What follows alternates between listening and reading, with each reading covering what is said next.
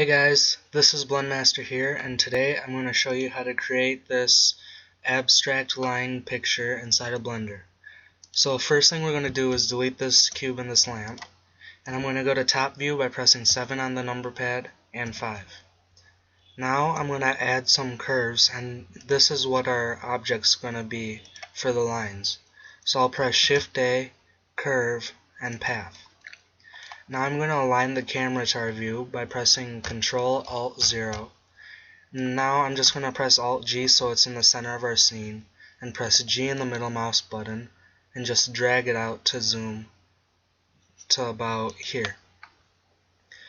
Now I'm going to select this curve and tab into edit mode, and I'm just going to move this around to create some random waves and lines. But what you want to do first is select everything and rotate it exactly 180 degrees, and you'll see why I did this later.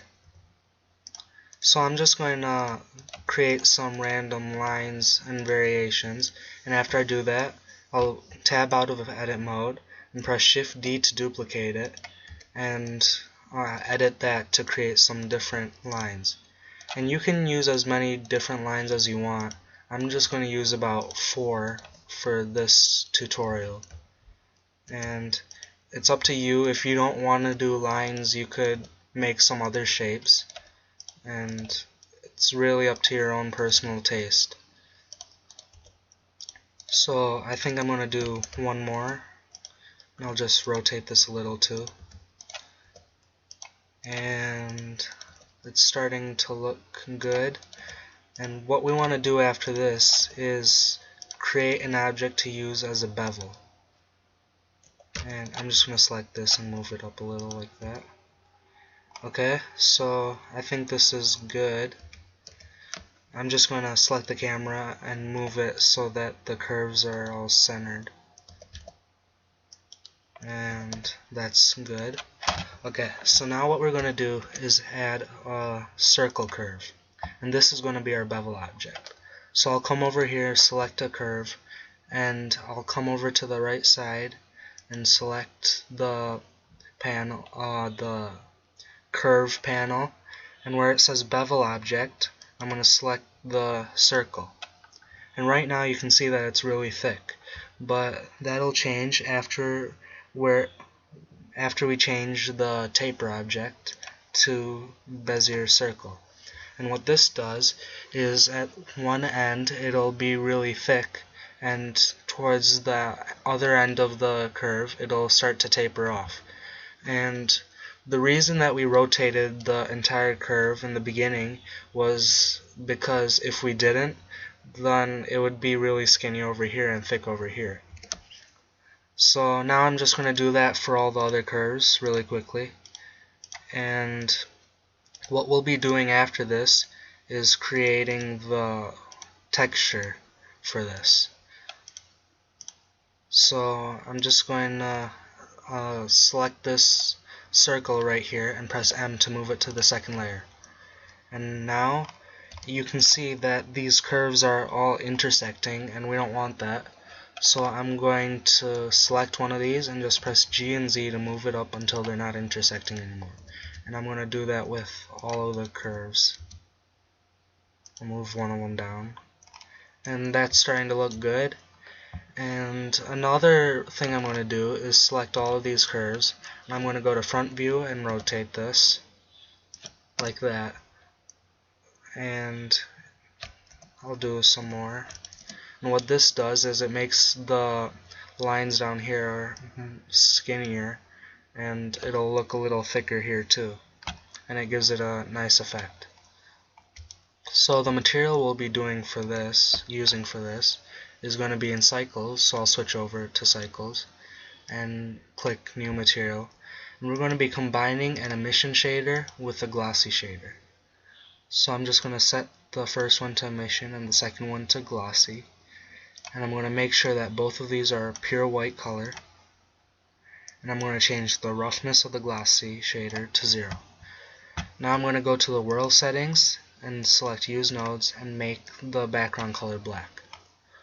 And if we press Shift Z, we'll go into rendered view, and you can see that the line is emitting light, but there's not much reflections, and the other curves don't have the material either. And to quickly add the material to them, I'm just going to press B to bring up box select, and left click and drag to select everything. And if I press Ctrl L, it'll bring up this menu here. And if I select materials, it'll link the same material to all of these curves. So now they share the same material. What we want to do is get some more highlights, so we're going to have to add a plane and scale this up by 15. So I just press S and 15. I'll go to front view and move this right above the camera. And for this material, I'm just going to give it an emission shader that's pure white. And then I'll go to camera view, and I'm just going to render this out at about 100 samples. And after this is done, we're going to create the texture, but there's one more image we need to create with this first. So I'm going to save this as abstract lines, black and white. And now I'm going to go back, and in the material settings I'm going to change it from emission to transparent. And you'll see why we do this later. I'm just going to render out the image again at 100 samples, and I'll save it.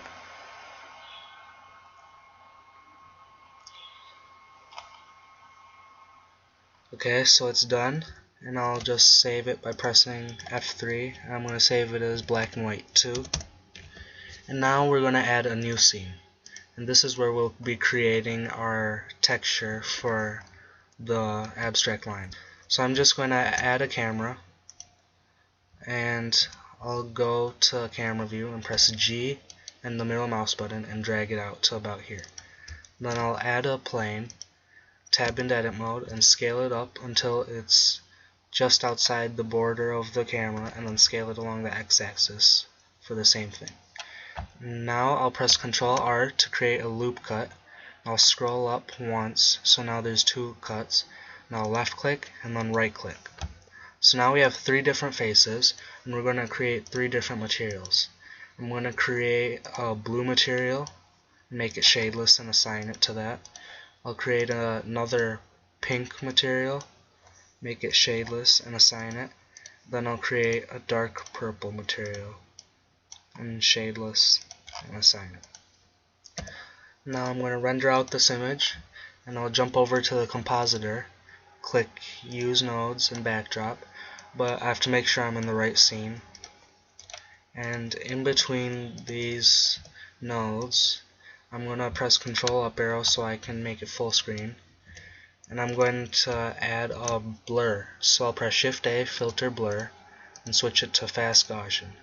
Then I'll check relative, Y, and I'll set it to 10. And I'll also bring up the viewer node by pressing Ctrl, Shift, and left clicking. So now we can see what we're doing here.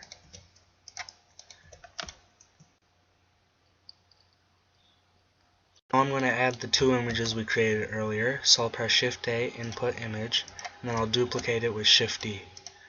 And I'm just going to find the 2 images that we made, black and white, and black and white 2. And what we're going to do is blur this image, which we use the emission shader. So I'll just duplicate the blur node, but I'm going to switch it to 1 by 1. And then I'll press Shift A, color, mix, and switch it to multiply, and add the blurred picture of the color gradient. And what this does is wherever it's white in this image here, it'll show the color from the other image. And now I'll just duplicate this multiply node, switch it to add, and plug in the transparent image. And we're getting some nice white highlights.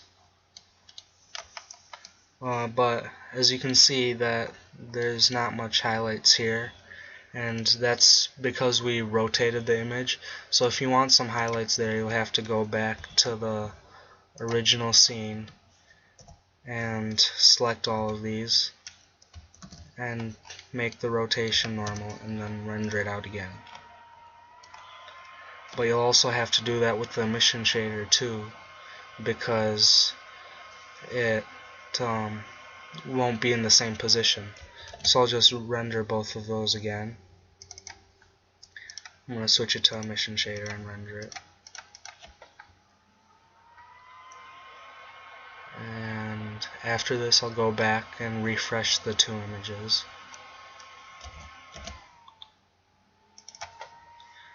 And so I'll go back to the compositor, come over here and open up the image again.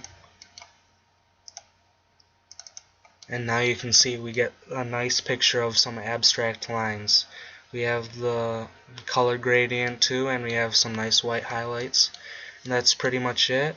Just plug this last node into the composite node, and then press render. And you can just press F3 to save this image. And I'll save it as result, abstract lines result 2. And that's pretty much it. Thanks for watching. I'd like to see your results with what you come up with in the comments.